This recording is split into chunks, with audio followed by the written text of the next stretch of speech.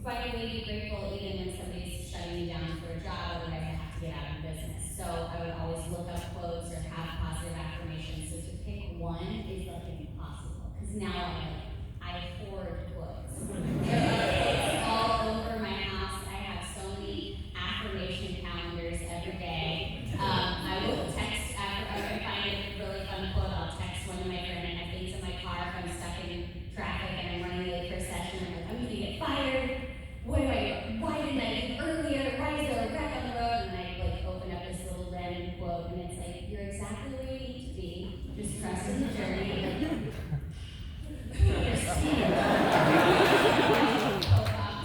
You might not get fired from this job. So it's really hard to pick one. Somebody told me if it's meant to, it will be. If not, then stay it'll be. So that was one that I'm like, if I'm auditioning for a job, I'm like, if I'm meant to get it, I'll get it, even if the audition sucks. If it's meant to be my job, it's meant to be my job. I can have a great audition, but if it's meant to go to somebody else, their essence is the one that's right for the job, then I gotta let it go. So that's probably what I try to remind myself every day, because otherwise I'll break. Not too. Maybe it's meant for them. Yeah. I saw this somewhere in like one of those like quote. It's like a white box with black letters, like a flower at the bottom or something. Yeah, quotes that you see on Tumblr and stuff. And it's something I see a lot. I think even Tyler from Voltron tweeted this name. It's like, feel the fear and do it anyway. It's a simple, almost silly thing, but it's like, that's true. There's so many things where it's like, yeah, and even this, like when you go panel, it can be terrifying. But it's like, but it's fun. You just gotta do it, and it's not as scary as it is in your head. So I think of that quote because there's so many times like, this is so scary, but I gotta do it. These people are hurt. No, not you. This is wonderful. Other things that are really scary. Actually, I can't think of one. This is a quote. It's from a playwright. Directly to a point. I guess it applies more to theater acting, but his quote was, if I'm getting it right, I suppose that restraint is a good quality possessed in everyday life, but it's always struck me as an odd thing to put in front of a paying audience. So it's sort of go big.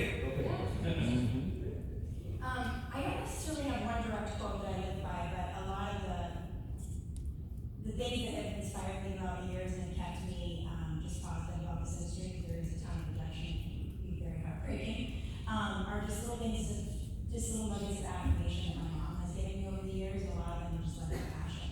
It's like if you're passionate about something and you're not chasing something due to the fame or the money or success, and it actually is led by a true dedicated passion, you will succeed. And to me, that's really important.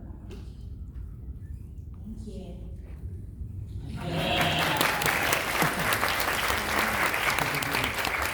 That's the only things that other people say. I think you're ready for Q&A. Hooray.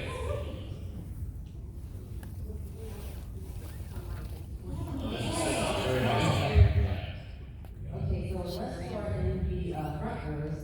You should come up here to ask your question. Otherwise, we're going to be in the front row because that is our question. So if you'd like to ask a question, please come up to the microphone. Here we go. I think we'll put you on the mic. Yeah. So everyone. We're ready to kick our asses.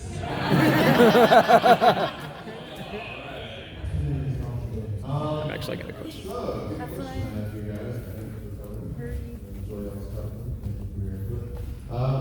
Regarding voice acting classes in the local Atlanta area or LA area, are you familiar with any high quality or anything that you would like to endorse or Well, I'm not sure if any of us are local. I know Amanda C. Miller, who will be on the Sailor Moon panel with me later. She's Sailor Jupiter. She bounces back between LA and Atlanta. She would probably know some classes in Atlanta for voiceover. I would just say take any and all acting classes, like whole video classes, film and TV classes, theater classes, because we're all actors first. And actually, speaking specifically of Atlanta, I always recommend improv as a really valuable tool for any range of acting. Here in Atlanta, you guys have a fantastic improv theater, Dance Garage. had a quick question for you. So the girl second to the right, how do you say her name? You don't know? Okay. And then I guess while I still have the microphone, regarding setting up your own studio or sound studio, do you have any recommendations about how to, or what you would look for? Mine's a closet, so. Closet with a bunch of cheap foam and like a moving blanket. Same. Yeah. And I've recorded an entire movie here, so it doesn't take much. Also, I have an iPhone and a little cheap mic that plugs into it in Twisted Wave when I'm on the road. And that works. That Like works a good. little pillow fort, like a 5-year-old, put a blanket over my head, and that's what I record. Last night I had to record something, so that works too when you're in a pinch. Cool. Thanks, Cherami. Thank you, AJ. Thank you, Mark. I had one for acting class in Atlanta at Clayton State University to have voice acting certification class That's with awesome. Vincent Bailey. So if you look up Clayton State University voice acting, you'll find it there. Vincent Bailey.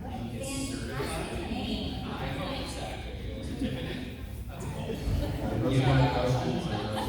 The certificate is a commemorative copy, but yes. This is not a question, this is a statement, but as this is part of the animation track, and anime and video games with different voice actors, so we actually are doing a charity.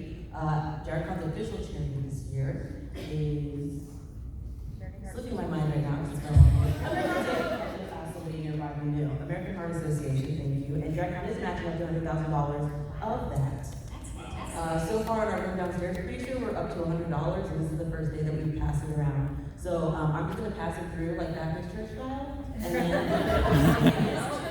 and at the end we will also have trivia for a little giveaway that I will have on the screen on the table with them. So thank you guys, and continue with your questions. Hi. I was just wondering, I'm a DM for a long-running D&D campaign, and I was wondering if you guys had any tips for maintaining like accents and voices that don't totally feel natural. I'm a dungeon master myself. I just did D&D in Castle in England, and it was great time. Yes, it's basically what it sounds like. So I would say that Dungeons and Dragons was the first acting I did. I went to school in a small town that didn't offer drama as an option in high school. So I would say that the first big prop I did, the first acting I did was Dungeons and Dragons. I always, back in the day, I would usually find impressions that I would like to do and sort of be able to differentiate the characters that way because you have a clear mental image in your head. And I wasn't that great at impressions, so my characters sort of became, rather than who I was doing the impression of, their own unique characters. So that can always give you a good starting point. As far as accents, the best way to do it is just to listen to somebody doing that accent and listen to it as much as you can. I think the players will appreciate it too, because when your NPCs are more fleshed out, then the game world is more immersive. Yeah, just listen to as much. I make playlists of different celebrities and stuff that I have to, not necessarily accents, but sometimes because I do Tom Holland and Chris Pratt and that kind of stuff, and I just listen to them in the car. So I sound insane, like, awesome, like, over and over again. But just getting that music in your brain, like one of the reasons I did the Little Prince Lotor voice is basically Ewan McGregor and Long Way Round. Like I watched that show over and over again, and so the voice just got stuck in my head. And so just getting different accents sort of stuck in your brain, I think is really helpful. It's hard to let it go. That's the problem. Thank you. Thank you. Roll 20s. Hi guys, I have a background in radio and television, but I've never done any formal acting. And I've been looking into voice acting for a while, and was wondering if you had any advice on getting into voice acting, or if location mattered, and some things like that. I think if you want to do dubbing, location definitely matters. If you're dubbing for, I guess for anime or even localized video games, and doing ADR live action series for Netflix or whatever else, there's usually production houses that specialize in that, and they're in LA, Canada, New York a little bit, Texas, and then I think that's basically it. So location matters for that. But with Source Connect and Voice Bank and things being done with home studios, just for doing an issue, but certainly if you book a job, if you're working on a video game and they want you to record in-house, it would be on you to fly out to do that. And I think that was one of the things I was doing when I was living in Texas, is I was flying out to New York or flying out to LA or wherever the case was, so I had to record in the studio. I would just say take acting classes, jump into doing, like you said, improv or community theater or anything like that to work on creating characters, since you have the technique and the awareness from radio with mic technique. That wouldn't be your concern. It would be just like getting comfortable creating characters and living in a scene and all that stuff. Making a good reel. I think that's really nice, because that's your calling card. Is getting a good 60-second reel and a bunch of diverse characters on it. And I think that's one of the biggest things that people kind of forget about. It's such a huge step, is if you can show people like, look, this is me, and they don't all sound like the same person. Agents and stuff go, yeah. Well, thank you guys. Thank you. Good luck. Hello. Once you discover and find a character voice, what are the tips or tricks or professional methodologies that you use to get that same character voice over time through a series, etc., so that you maintain that consistency and the director doesn't look at you sideways? Well, that's the reason you want to avoid that. But in my experience, I would often just have my recording from the last session playing for me when I went into the booth, just so I can make sure that I'm in the same headspace and hitting the same notes. Yeah. Sam, I'll also keep like a log on my phone of certain things that maybe my character does, like a certain scream or something I do that I'm like, oh wow, that really works. I want to bank that so I know I can do it for the future, and I'll keep like a little voice note on my phone that's just all like catchphrases or all like symbolisms. But I think it's important to like keep a log, and also not only that, but the thing I really rely on is sleeping on it. Like I'll literally play something until I fall asleep, so that the next morning when I'm ready for a session, I feel like super locked into what I literally listen to until nighttime. I also I love music, and when I'm stuck in traffic in LA, sometimes I'm sitting in traffic for an hour and a half. I have playlists for characters so that I'm like, oh, this is a song they would listen to, and then when I'm heading to that session, I'm like feeling like, because I feel like music is a soundtrack for our lives as well as like the characters that we play, and they would have a soundtrack for their lives as well. And music, for me, it informs so much of the performance, and we're not hearing any of that beautiful music while we're working. That comes much later. So that's something that I like to do, and then the reference with the magical engineer is really, really great. A lot of help. But also knowing that as long as you're playing a character, if you're playing it for years and years, that reference is going to evolve over time, because the character has evolved over time, and their emotional trials and tribulations will change the way that the voice sounds or how big the range is. So making sure those references are recent. Thank you. Thanks. How you doing? Good. So my question is, what is the audition process compared to being a first-timer versus like a veteran with a pedigree? Do they test you differently? Do they give you different things? Like I imagine that if you have a good backlog, that they would probably have an idea of what you sound like. So is there any differentiation, or do they just treat everyone pretty much the same? Yeah, I'd say, once I became known for, say, Mass Effect and whatnot, I didn't have to audition as much as I used to. People would just call and say, we want to give you this job. Do you want to do the job? But I want to ask one to Cherami, just kind of about her. My favorite character that she plays is Lucy. I was just wondering, like, how much of her is actually Lucy? Like, how much of her actual everyday, you know? Is that okay? Okay. So, I wouldn't say that the nature of the audition changes that much. It's just that sometimes you just get offered jobs without having an audition. You basically said it all. Yeah. Yep. All right, thank you. Hello there. So my question is I have a wide range of voices, and my friends kind of hate me because I can sound like several different people. So every time I get a new phone, I'll just start talking to them in a completely different voice. And they'll not even realize that it's me. Why would they hate that? Oh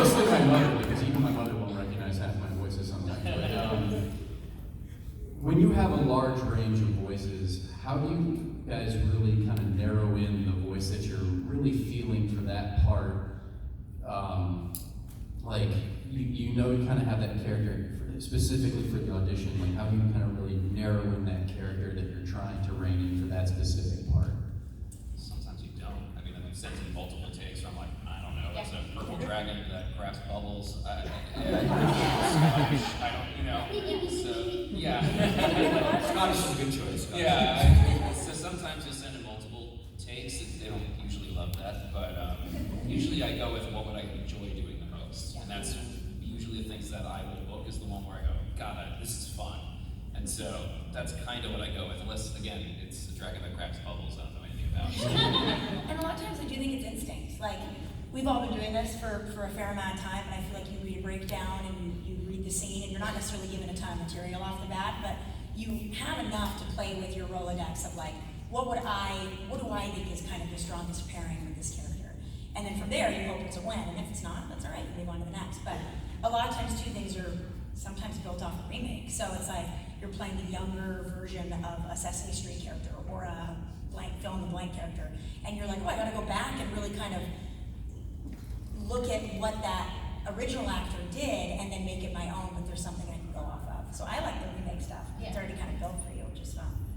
And I've been lucky enough that a lot of the times I've had the director and or the writer in the room with me when we're running through things, and it's basically then you rely on them. It's like, what do you guys feel is the best direction to go in, and then you can refine it from there with their help. Yeah, I think as human beings, you don't want to be told that you're wrong, but as actors and in any creative field, you have to be okay with being told that you're wrong. So if you try to play it safe, if you try to play it safe, then they don't know where to, like you said, if the writer and director are there, you got to give like a big, bold choice. So they can say, ooh, love that, let's take this down, and they can actually mold the character they want. If you just go, I think this is what they're looking for, I'm just going to play it safe. If you're not exactly right, sometimes they're like, all right, well, thanks for coming in, and you like miss the job because you didn't go big. And sometimes you book the ones where you go, I don't know. All the time. Yeah, those are actually the ones I book the most, where I'm just like, I have no idea what they're looking for. So here's the most random crap I can think of, and they're like, we love what you did, it was very unique. It's like, because I didn't know what to do. We're stumbling in the dark closet with the padded walls. What is happening? Yeah. Thank you very much. One small thing. Could you say, I'm Commander Shepard, this is my favorite con? I'm Commander Shepard, and this is my favorite con on the Citadel.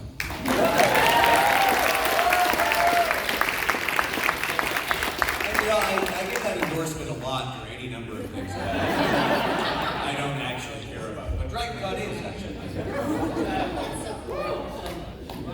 Yeah, keep saying that back there. I know. Hello. So I just want to thank all of y'all for being amazing inspirations to us upcoming voice actors and D&D nerds all alike. And I've personally been trying to become and get the demo going and trying to find and practice. And I've asked my parents, hey, I need to go into the closet and record just to get that practice. Is there anything that you guys professionally would recommend for a younger age voice actor trying to make their voice known? I think somebody from one of the larger centers is probably better equipped to handle that. Because when I got into voice acting, I went to one big cattle call audition in the late 90s, and then BioWare just kept hiring me. And then eventually got to be the lead of the game. So yeah, that's probably not the best career plan for everybody. It's like, okay, just attend an audition in 1998 and you're set. So no, I think that's perfect though. I mean, like going in, not being afraid to go into a cattle call, not sitting around and waiting for like, oh, I would love to be on this show. I'm gonna wait till there's an audition for that show. Like, go to a theater, do plays in a small theater that you're like, there's only 20 seats in the house. Well, you don't know who's gonna be there. You guys live in Atlanta. You don't know what Marvel show is recording that somebody's gonna be like, oh, I'd love to go see a piece of theater today, and this theater's right up the street. You don't know. So not being afraid to judge what opportunities come your way and saying like, is this a building block? If it's an interesting character, if it's people that you want to work with, even if it's not paying anything and you have another job that's paying your bills, take the time to go out and create and make relationships so that people will hire you for a huge game because they know you and think you're awesome. You have, I mean, just one thing to add is the internet is, everyone says this, and it's hard to be, to stand out amidst all the noise, but if you can find something that's unique about your voice or what you offer, if you do some very weird impression, not just like 100 impressions in 1 minute, which nobody wants to see, honestly. Sorry, people that have done it. But agents don't want to see it. Nobody wants to see like, here's my Peter Griffin. It's like, we don't care. Like, find something that's... Peter Griffin's been done. It's just McFly. Yeah, he's got it. It's done. But if you have something unique about your voice, or even if you do a celebrity that's like really weird or obscure, like for me, I was lucky that like nobody at the time was doing Michael J. Fox. And so it was like, oh, strange, we'll hire him. Like, find what's sort of unique about your vocal qualities and put it out there. And, it might not get a lot of views, but it might catch the attention of an agent. And that's actually how I started doing Han Solo stuff, is a friend of a friend of a friend sent it to Lucasfilm, and then it was just, it had like 100 views, and it was there, it was quantifiable, and so people went, cool, like, we can use that. So, yeah, just get your stuff out there if you're passionate about it. All right, thank you so much. Yeah. So speaking of impressions, are there some impressions that come naturally or easily for you guys, and maybe some that you have to really work at and really try to nail it down, and maybe even some that no matter how hard you try, you just don't think you can get it right? I can't do Donald Duck. I'm driving my dog crazy and I'd be like, and that's all I got. I can't say words, it's so hard. We've all tried it, I'm sure. Oh, it's so hard. Be a non-verbal Donald. Yeah. He's just constantly panicking. Yeah, maybe Donald having an aneurysm out there. I can see that being a viable plot. Speaking for myself, the few impressions that I actually do are all super obscure, like Paul Wind, who's like a comedian from the 70s. Yeah. People, Alice Wonderland, or sorry, and Charlotte's Web fans. Let's see, who else? Hunter S. Thompson, and Gilbert Gottfried's probably. Yeah, I mean, I don't have a wide range of impressions. I can do crappy versions of the impressions that everybody can do. Although actually one thing that you probably heard before is that once you've seen someone who's very good at impressions do an impression, then you have the key of how to do that impression. It's suddenly like, oh yeah, now I know what path to want them to at least try to do a facsimile. You gotta find the hook. Like, for me, I had one of my friends for, what's it called? I can't remember the name of the game, but they had a mode where it was all Jeff Goldblums. 30 Flights 11, I think that's the name of the game. And my buddy just called me, he's like, can you do a Jeff Goldblum? I was like, can you give me like a day to figure that out? And so it's just I just watched a bunch of interviews, and he's like, all right. He goes, sure. I was like, he was Ubering together. And just getting his mannerisms and the way he touches things and all that stuff, but it didn't come easy. It wasn't something I'd ever done before. But for me, Marty McFly was something that I used to break into when I was in high school, because my voice was a lot squeakier. I'd be like, whoa, wait a minute, Doc, are you telling me that, there's... So that was something that just came naturally. And it was fairly effortless when I finally got to do it. But every impression is, like I brought Chris Pratt is one that I do a lot, and I do like all his Lego stuff, and I did not think I could do that, because he's not someone that I'm familiar with. And so I had to spend a lot of time, like I said before, listening to him, because that's not, if you think about his voice, what do you hear? A guy, So I had to really listen to his weird little hooks and like, oh yeah, cool, that's totally awesome, and like all that sort of stuff. And some you just really got to work at, others are just already naturally there, so yeah.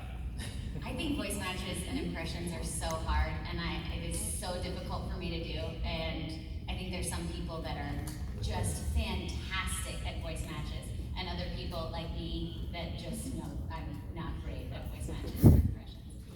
Usually I love listening to people and then being inspired by what they do, and then it morphs into like, oh, I feel like I took this bit from this character and this bit from this character, and now we have like united characters like living in one voice. But it's really hard for me to completely mimic someone's performance. It's very hard for me too. It's weird, like I have a good ear for how a voice like shifts and how like the undulation of a voice, because I'm a musician, so I understand notes. So when I hear like an accent, I can really wrap my head around that. But when it comes to matching a voice in regards to like the tone, that's really hard for me. And I think it's also because, which is a bad excuse maybe, but I also have like a rasp in my voice that I can't get rid of. So if the person doesn't have that, it's kind of like, oh gosh, I don't know how to cut that back. I speak with so much air, I blow a candle out from here. You know, it's like, I don't know how to, so I've had, for years, I've had to work on like speaking with less air in order to tap into other voice characters. But to do a direct match of people is very hard for me. I can do like Mrs. Doubtfire, that's about it. It's not gonna be to do. What does that sound like? I'm sorry to put you on the spot, but I want to hear Mrs. It's like, oh dearie. I was matching, and the most helpful thing ever was learning to tune a guitar. I don't play guitar. Learning to tune a guitar by ear and getting to learn notes, because so much of when you're doing an impression is notes. And you're just learning like I'll do a lot of humming when I get a new, because I get a lot of voice match auditions, and I'll hum through their lines to get the right, and it's very weird, but it works. So yeah, it's something to. That's, by the way, I'm learning so much from you. I'm trying to get as much, but I'm also like, oh my gosh, you guys have so, no, all three of you have so much to just give, knowledge-wise. I'm blown away. Well, I think that's what's interesting about voice actors, well, actors in general. Everybody's path is totally different. So when people say, what do I do to get to where you are? It's like, well, all of our paths were completely different. We all ended up on this strange journey together, and no path was wrong. They all worked out. So it's like you hear from other people's experiences, and that wasn't yours, and you're like, oh, that's helpful. Wow, I can use that too. Thanks. Yeah, for any branch of acting, work on your pretending. It's supposed to be pretending. Yeah, it's pretending. That's what we do. Hello. Hi, Matsu. Hey. Hey, Lucy. My question actually is for you. Okay. So despite my cosplay use, Lucy actually is my favorite character. Yeah. So I know in some ways voice actors become their characters, and in some ways their characters become the voice actors. I was kind of wondering, in what ways are you Lucy, and what ways are you not, like in everyday life? I don't have keys that unlock magical spirits, unfortunately. I wish I did. I also don't have a clock that will carry me around when I want to walk anywhere, which would be nice. That would be helpful. But I think I didn't initially audition for Lucy because I thought the character was really cool, and I really wanted to work on the show. And I thought, there's no way I'm going to get this job, and it's just going to hurt so much to play it for 5 minutes and then not get the job.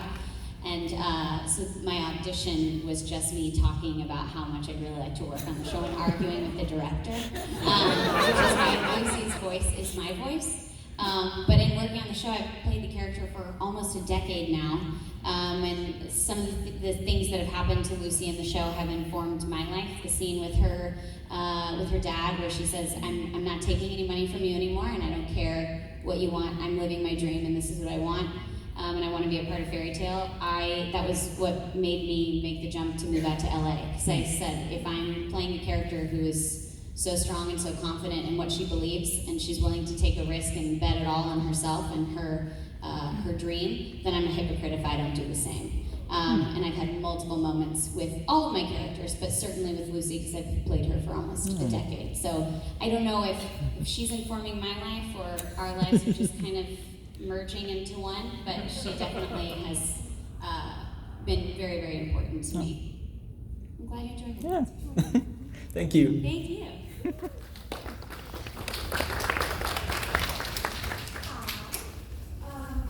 My question is to you guys. I'm a teacher for performing arts. Sorry.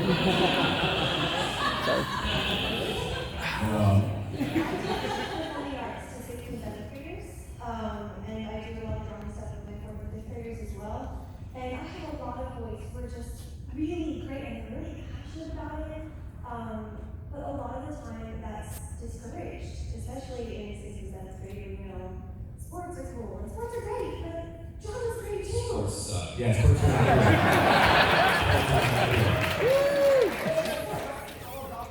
This is Dragoncon, we'll have no talk of sports ball. Are there any words that you would say to a 11, 12, 13-year-old boy who maybe just on stage or on film, but just. Show them Hugh Jackman. Watching Hugh Jackman, like, all right, Bob, and then they're like, I'm a prince. This is incredible. I mean, honestly, someone, I mean, for me, I never grew up super masculine. My family was very rigid about masculinity and wanted me to be this like tough guy, and they were very worried about me being not into sports and not, and so the people I was gravitating towards were, as I got older, Hugh Jackman and McGregor and what's his name from Arts and Radio, like Hugo Toole, and like guys that I'm like, oh, cool, you don't need to be this beefcake man who just has no emotions.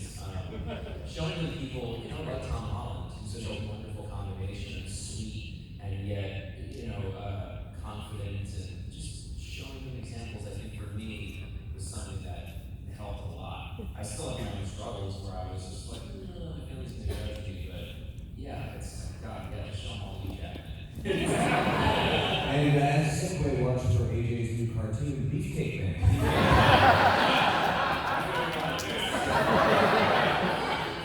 Oh yeah. So much beef. Did that help at all? Yeah. Hello, good morning. First of all, Sean, I think you're excellent work in Meer. Oh, thank you. Thank you so much. So the question I have is regarding vocal health, because that's obviously a voice actor's most important tool. What recommendations do you have for those aspiring voice actors in regards to how to improve their vocal health and at the same time improve their vocal capabilities to do things that might otherwise damage their voice, like putting on a constant rasp when I can't normally do that? Whiskey and cigarettes. Honestly, I can sing lessons for a voice actor. Yes. I'm sure I am important. Just in regards to figuring out control of breath, your diaphragm, exactly where you place your voice, the part where it gets dangerous, where you feel like, no, if I scream that way, I'm gonna lose my voice in the room, and I'm gonna have nothing to give the next day. I mean, I've had to learn so much about vocal health because as a kid, I used my voice constantly. So if I was a voice actor 10, 15 years ago, I would never be hired because I wasn't something you could rely on. Now it's like my sleep is extremely important to me for vocal health. The amount of throat coke that I drink in a session. Things are really that simple, but also like my vocal warm-ups. I do vocal warm-up takes to Roger Love every day before I go to a good, if you guys don't know who it is, you should look him up. Incredible voice teacher. You can literally just buy his CD online. Or I guess maybe if I ask his CDs don't matter now. But they're gonna always matter to me. I agree. But I just talk in vocal warm-ups before every session, and I just kind of just go at it for a half hour to really warm myself up for everyone. This great accent is a guy who James Ron Taylor lost his voice. He got his voice of Obi-Wan and the Homer's cartoons and everything else. And he got black mold, like infestation, really much black mold, lost his voice.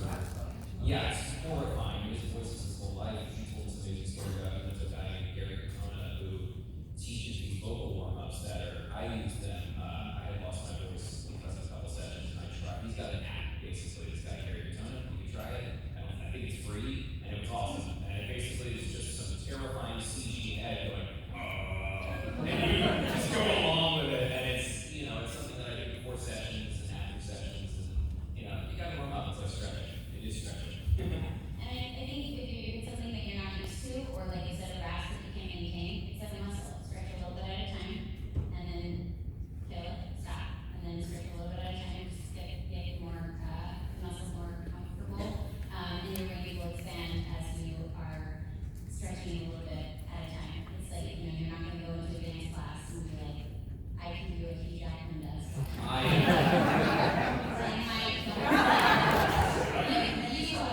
Yeah, that's true. And thank you all for coming to the Hugh Jackman panel. Discussing all aspects of Hugh Jackman.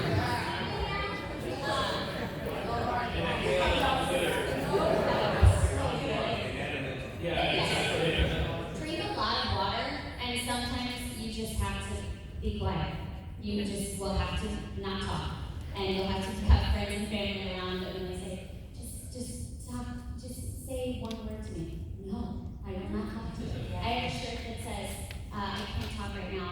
I'm a little horse, and it's got a little tiny horse on it. That's a big cool rest. It's also as silly as it sounds, like from the same ordinance. Like, I won't go, if I have a session in the morning, I won't go to a dinner late at night. Or I won't go to a party, or anywhere I go that I have to give too much of my voice for.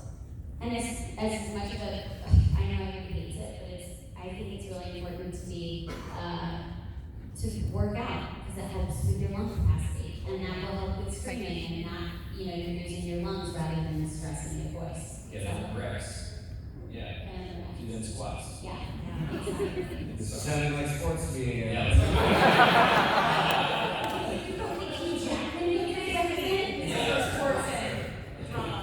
It merges in the magical combination that is Hugh Jackman. You know he does. Hey, you have a question?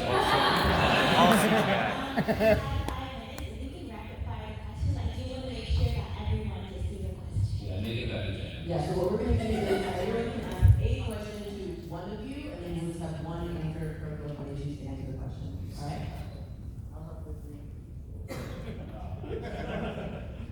Alright, question for Mark. I was wondering if you had any difficult roles, and if you did have any difficulties.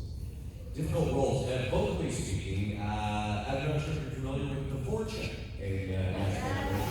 So the Fortune are this weird, sort of screechy space orc alien race, and they basically came to me and said, okay, we want you to, I know a bunch of aliens as well as Shepard, so we want you to voice this Fortune. So I did, and I didn't use any of the techniques that anyone was talking about. I just like screeched as hard as I could with a mouth half full of water and food, and treated my voice terribly. Then they subsequently came back and went, yeah, listen, we like what you did for the board show, but we don't want to have to ask any other actor to do that. No other actor who has any sense would, so I ended up doing all the board show.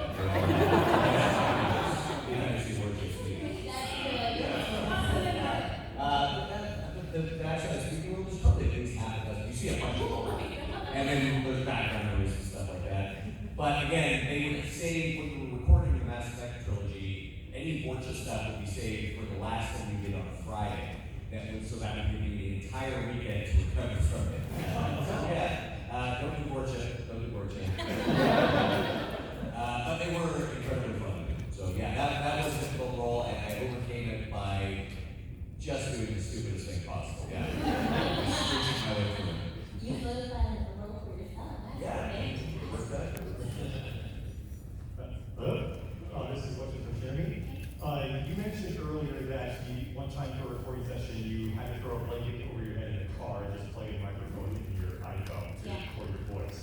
Are there any preferred audio brands or headphones or whatever you prefer to use for your voice acting? I just have my iPhone, and I have a send console mic that radio doesn't have to be used. And I just plug that into and use Twisted Wave on my phone, and then I'll figure it out.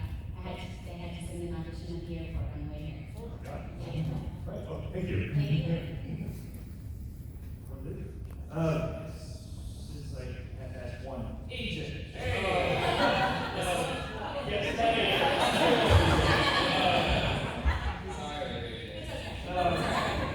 So I don't know if you've ever had, if you had other jobs before voice acting, but at what point did you decide that, what was the tipping point where you decided this was going to be more of a full-time career and kind of abandoned it? I was working as an editor at game trailers, the RIP game trailers, and it just laid us all off at the same time.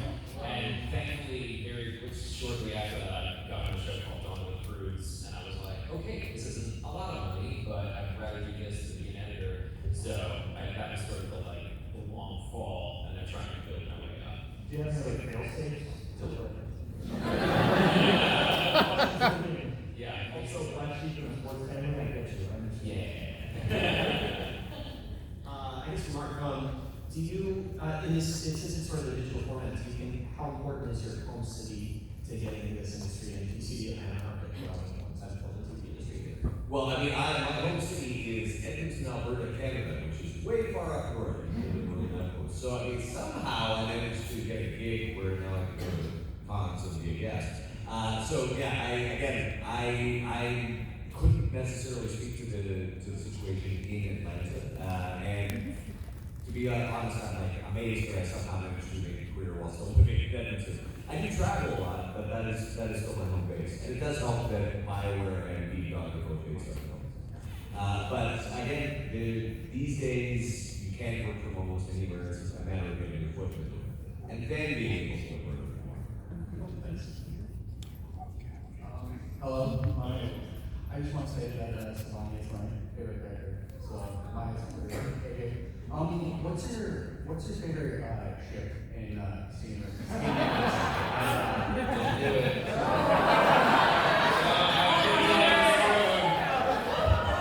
Learn early. Don't crucify. That's really hard. Blame it on. You mean ship as a relationship? Yes. Because at first I was like ship, like fish. I don't even know how to answer that. Like a roof pilot or Converse. I think probably Kanye's. Yeah, I know it's kind of a cliche answer, but they're the two, they're the OG, and I love them. And they create me, so. It's not my favorite ship, otherwise I wouldn't exist. Most people usually call it Savani, but that's the fusion. So I usually just call it Converse. Converse. Oh, that's me, so I like Converse. That's a cool. Thank you so much. Converse is of your So thanks everybody. I'm going to let Leigh kind of like talk the last bit of it, but I wanted to do, I said to do trivia, and I want to not do trivia. Sorry, Spider-Man said, it's pizza time. So Give me some pictures of Peter Parker. Because our box is full of donations, thank you everybody. It is like, I'm excited to count it, so thank you everybody. Well done, brother. So that's why I have two questions after the gifts. First question is, what is the language that your unicorn speaks? Your unicorn speaks. You get a prize. Woo! The second question is, you don't have a relative prize. You don't. You cannot. The question is, what is your Venus's Japanese name? I don't know. Yes, you get back to. Awesome. Give me another hand. Thank you.